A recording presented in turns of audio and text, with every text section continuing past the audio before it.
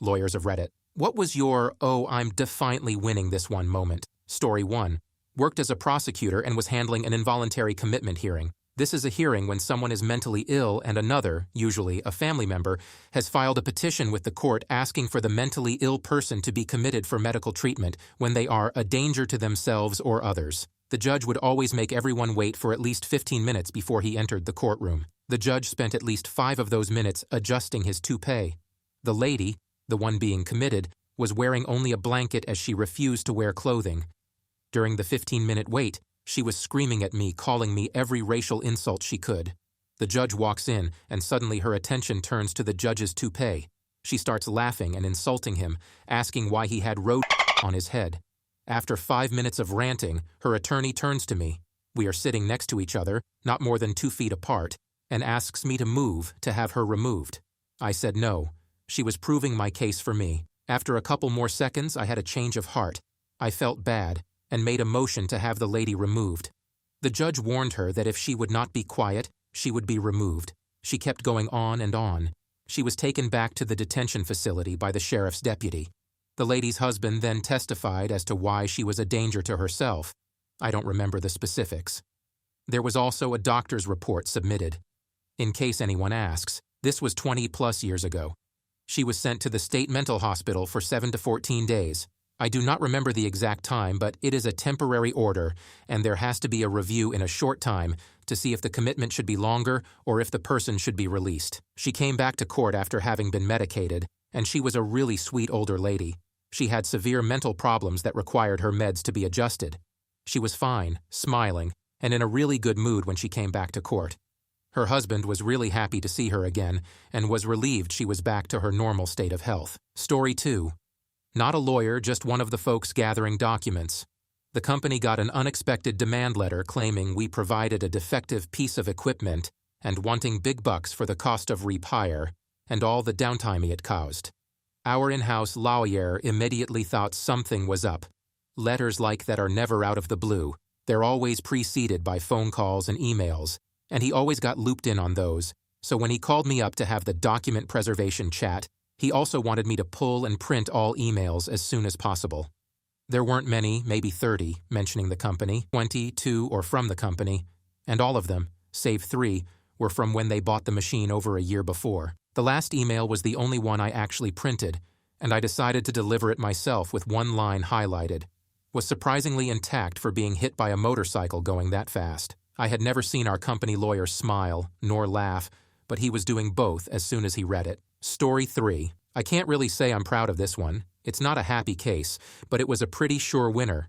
I represented a client once who had gone through a really rough marriage divorce several years prior. Child drowned, a couple miscarriages, wife developed postpartum on one, which amplified an existing mental illness. Incredibly sad story. At the time I came into the story, the ex-wife had been in jail for several years, stalking her ex-husband initially, but was still being held because she wasn't competent to stand trial.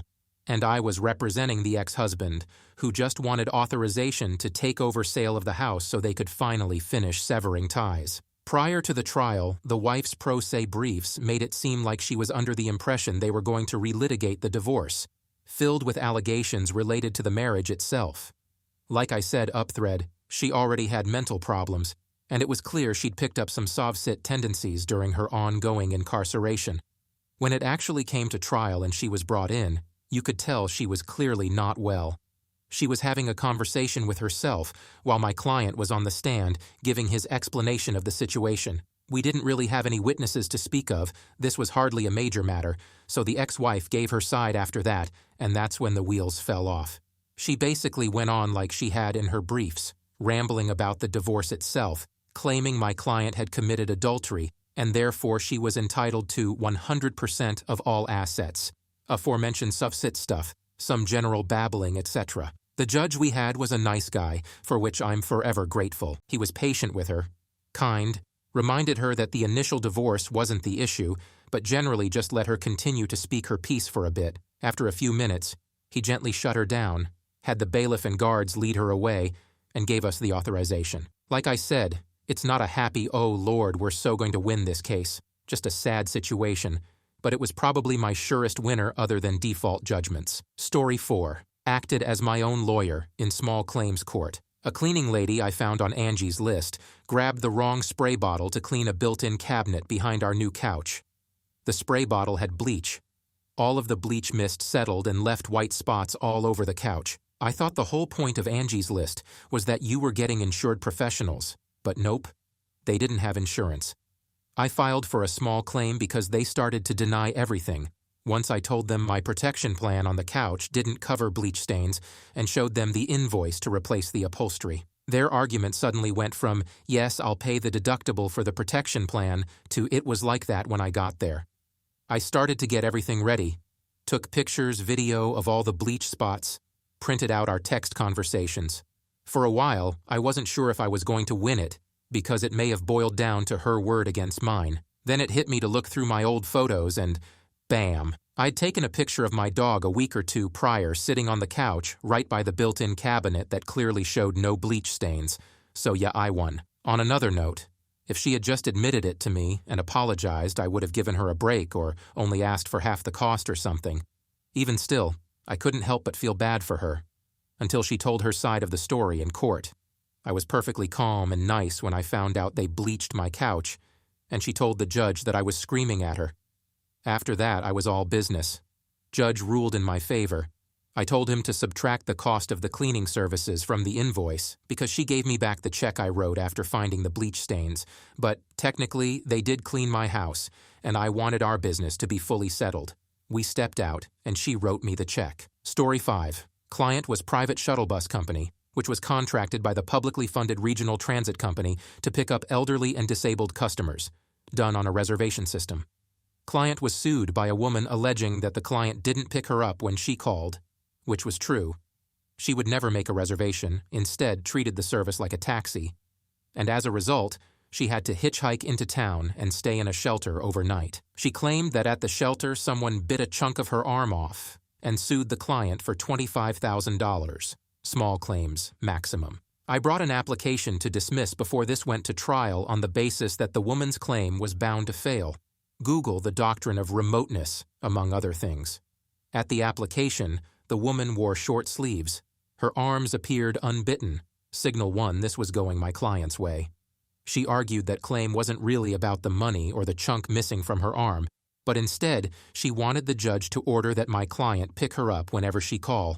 Signal 2, admitting your claim is bogus to the judge is not a good strategy. I obviously objected and argued that this was not the case she brought, and the judge must dismiss. The judge said to the woman, I'm inclined to agree with Mr. Dorcas. What would you say in response to his submission? The woman then lost it on the judge, Signal 3, called her a racist. That's a bold strategy, Cotton, let's see if it pays off, yelled and swore at her, and said her human rights were being violated. The judge was visibly pissed and ordered the woman's case dismissed. I could see the judge gritting her teeth, so I decided to swing for the fences. I asked for an additional order that the woman not be allowed to start any other action against my client without first getting permission of the court. Essentially, I asked for an order that is usually awarded against people who repeatedly and baselessly sued the same defendant. This was the first time the woman sued my client. The judge agreed that such an order would be appropriate and granted it on the spot. I don't think it helped that the woman was continuing to swear at me and the judge throughout this time. Story 6. I'm not a lawyer, but during my post-divorce hearing for child placement, my ex-wife spent about 8 hours on the stand tearing me apart, spread over 4 days. She claimed that I was that I was an absolutely garbage human being. There were a few moments where I knew that I had won the case. So, at the tail end of 8 hours of outright distortions and lies, her attorney asks her what she wants for the placement schedule. She gives an entirely different placement schedule from at the beginning of her testimony that gives me more time. I'm incredulous, because if I'm that terrible of a human being, why does she want the kids to have more time? But the coup de grace that she fell right into is when, finally, at the end of her testimony, my attorney pins her down on the real reason she doesn't want my daughter to have any overnight stays with me.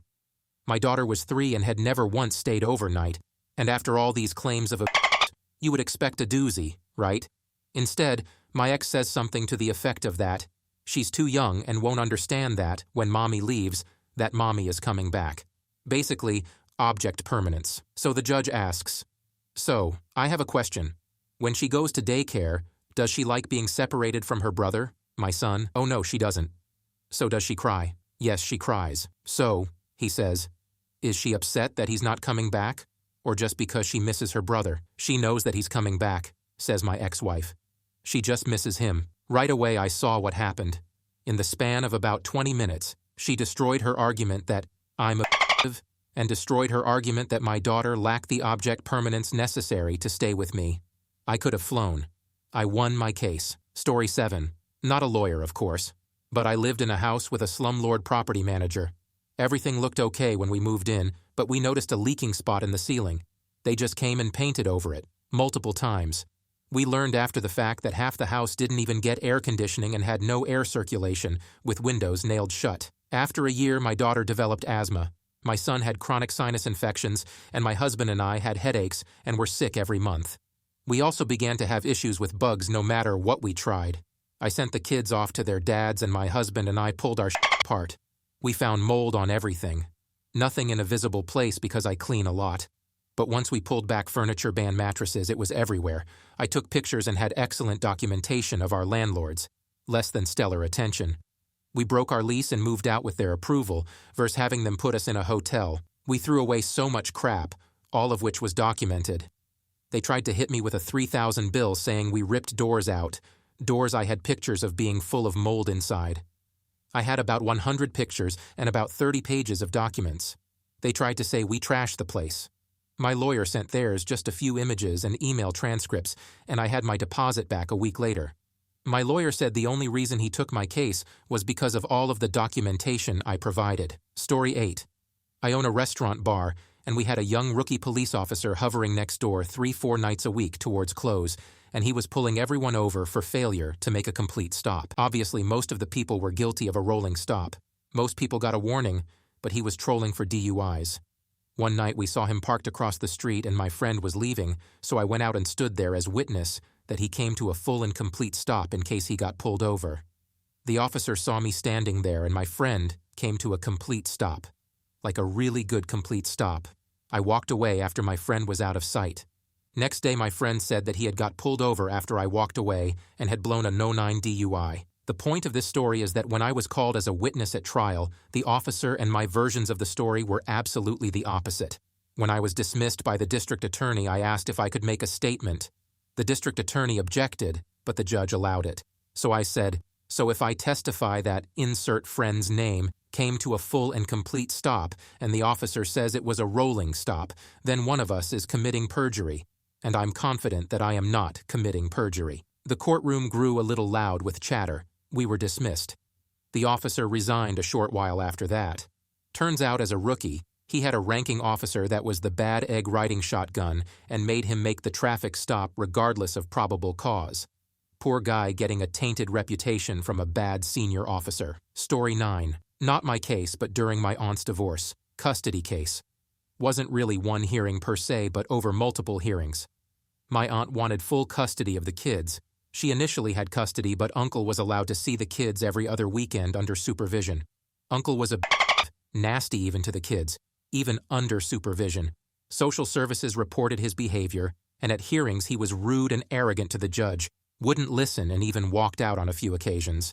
Even his barrister thought he was a piece of crap. He made it obvious he didn't give a crap about the kids, and he and his mother declared on a few occasions that the kids were a result of test between their mother and her father. Yeah, he dug his own grave with that one. Judge ruled that normally father will get some custody at least, but he was making an exception and banning him from coming near the kids until they're 18. Aunt got full custody. Story 10. Worked with lawyers, and heard many stories. Here is my favorite one. Now, I will admit, I actually felt bad that this guy got away with what he did. I in no way condone what this defendant's actions were and feel he should have been punished. So here is the story. Client was driving intoxicated after a night out on the town. He was pulled over by County As Police Department just over the border of County B. Client blew a 20 BX head and on him in addition to his speeding ticket, reckless driving, DUI, and no proof of insurance. Client was booked and processed in County A's court. Client retained his lawyer. His lawyer reviewed the case careful and went to County A DA court. He said he wanted to enter a guilty plea in on the no proof of insurance. Client did have insurance, he just didn't have the proof on him at the time. Naturally, the court accepted the plea and asked what about the other charges. Lawyer said, I would like to go to court on those. DA said, all right. A week later, lawyer called up the County A clerk and said, my client was arrested in County B. Shouldn't that mean he's tried in County B since it was his jurisdiction? County A agreed that since the client was arrested in County B, he should go to County B court. Court date at County B comes up. Court asks my lawyer to enter his plea. Lawyer states that his client has already pleaded guilty in regards to this case, the no insurance, and that he can't be tried twice under double jeopardy. The court agreed, since my client had an entered A guilty plea already, that it wasn't legal to try him again, and the punishment was, provide proof that he had insurance at the time of the incident, pay a $40 fine. Story 11. I'm an appellate criminal defense attorney, which means I take the case after the defendant has been convicted, sentenced, and I try to convince a court of appeals that he deserves to be released from prison, get a new trial, get a new sentence. I had one case a few weeks ago that was a total travesty of justice. Black client tried by an all-white jury, not even a single minority in the entire veneer, defended incompetently by a trial attorney who did absolutely nothing for him, who then got convicted on all counts and received an extremely high sentence for a relatively piddling fraud, higher than Manafort got. I raised 5 different issues on appeal, which is a lot. Typically, I keep it to 1 issue, or maybe 2. At oral argument, the judges on the panel seemed pretty sympathetic during my presentation, though they asked me some tough questions. After I sat down, the government lawyer went up to speak. Before she got a word out, the first thing the judge said was, "This is like a law school exam. There are so many issues here." Had a pretty good feeling I'd win after that one. And indeed, they ended up reversing all of his convictions, and my client is now a free man. Story 12. I had a client who had a pretty severe slip and fall in a pharmacy. In my state, we are not allowed to see surveillance of the subject until after the deposition or other similar testimony is taken. The rule is in place to protect defendants, so we don't coach the client based on what we see in the video. Anyway, we take the deposition, then they send the video. Not 30 minutes later, I get a call from opposing counsel wanting to settle.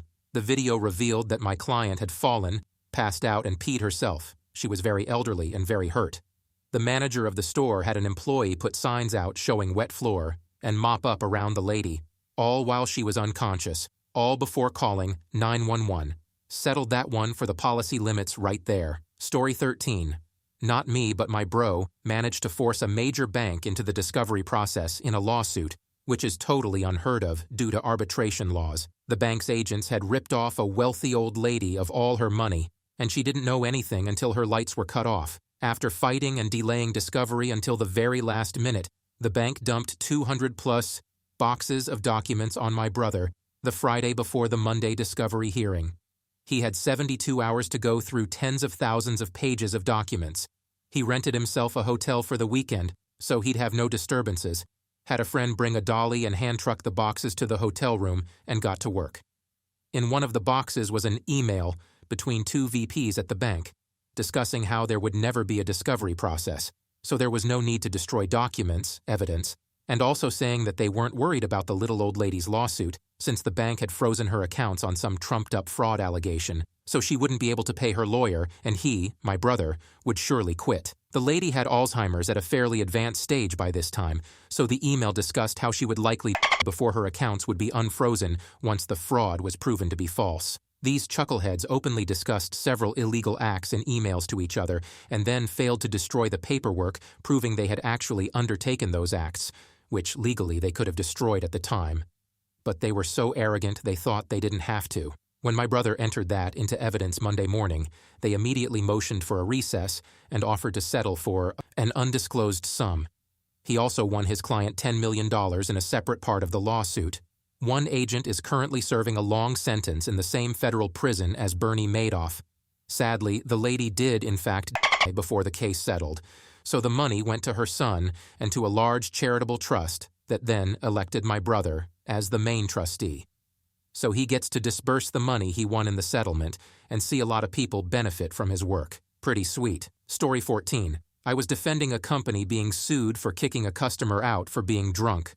He showed up to trial, small claims, wasted at 10 a.m. The judges in small claims are lenient on process. They like to adjudicate on the merits. So we started.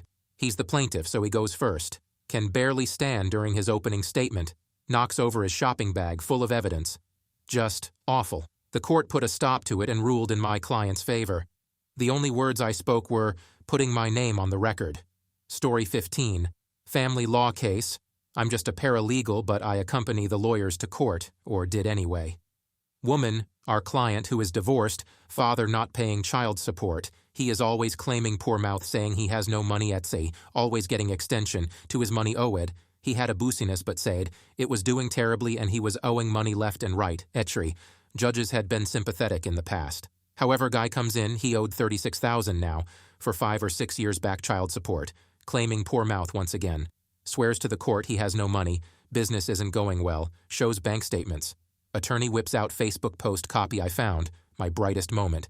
Guy's young hot fiancé with her new $20,000 ring, 5.5 carats, and her post saying, look what my sugar daddy bought me, and he paid cash. Eat your heart out, ladies. The guy looked like his life had ended. We got our full amount plus interest, and I got a $1,000 bonus. Turns out he was taking business money and never depositing it, so it wouldn't show on the books. So company looked like it was doing terrible, when in fact was doing great. In a later investigation, his business partner sued him and won, and the business went under. For those asking, it was a barroom. And also, I hate family law. It's usually that the scumbag wins or gets away with crap for so long, male or female.